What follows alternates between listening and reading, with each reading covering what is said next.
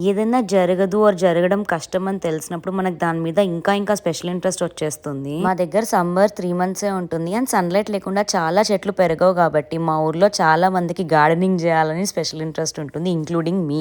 ఏదో గార్డెనింగ్ చేసేసి రకరకాల చెట్లు పెంచేసి ఫార్మింగ్ చేసేసి ఏవేవో పండించేసి అన్నదాత ప్రోగ్రామ్కి వెళ్ళిపోవాలని అందరం తెగ ఆసక్తిగా ఎదురు చూస్తూ ఉంటాము. సమ్మర్ రావడానికి ముందే ప్రిపరేషన్స్ కూడా చేసేస్తాము. ఇంకా చెట్లు మంచిగా పెరిగి ఒక 4 కాయలు కాసాయంటే చాలు మా సంబరాలు అంబరాలు నంటుతాయి. నేను కూడా ఈసారి టొమాటో ఇంకా చుక్క కూర వేసాను. ఫస్ట్ హార్వెస్ట్ ఇది. బాగానే వచ్చాయి టొమాటోలు. ఇవి చూడ్డానికి కూడా చాలా రైప్ గా అండ్ జ్యూసీగా ఉన్నాయి.